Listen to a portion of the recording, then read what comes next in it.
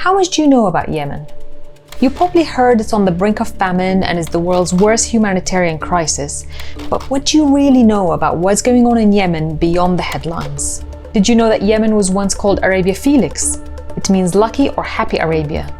My name is Warda and I work for the UN Refugee Agency. I'm here today to talk to you about Yemen, and I'll be speaking to my colleague Noof, who's been living there since she was 6 years old. So tell me, what was it like growing up in Yemen? Well, despite living through the conflict throughout my life, believe it or not, I have happy memories growing up as a child here. My favorite memory was my father taking us to Bab el Yemen, where we used to walk through the old city. Imagine there was once a live orchestra there, and there were many tourists. And did you know that mocha coffee originates from Yemen? The situation in Yemen is often cited as the world's worst humanitarian crisis. But why? There's ongoing conflict, cholera outbreak, floods, COVID-19, and now the country's on the brink of famine. But before we go into details, let's get some basic facts straight. Yemen is a country in the Middle East. It lies at the southern tip of the Arabian Peninsula. Its population, 30.8 million people. 20 million of them require humanitarian assistance. That's 66% of the entire population of Yemen. That's more than the combined populations of Sweden, Norway, and Finland. So why are so many people in need of help? Well, Yemen has been in and out of conflict and political instability since the 1960s. I remember, for example, in 1994, there was a civil war between the North and the South. But in 2015, for example, the situation was different because the conflict turned into a full-blown war. In all these wars, thousands of Yemenis have died and around 4 million have been forced to flee their homes. In fact, today, 1 in 8 Yemenis are displaced.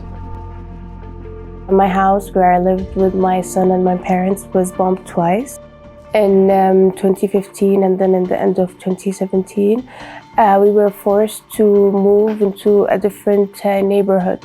We consider ourselves really lucky to be able to afford to move. These repeated conflicts left a huge dent in Yemen's economy and infrastructure. Hospitals, residential buildings, schools, and roads were all affected. They also led to acute shortage of food and medical supplies. People in Yemen struggle to buy food for their families, and some can't even afford to sleep on a mattress.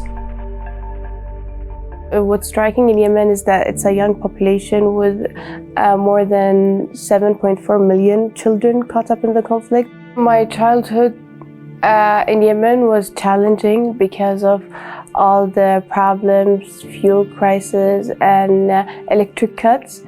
So we talked about the conflict in Yemen, but sadly it's not the only thing wreaking havoc in the country.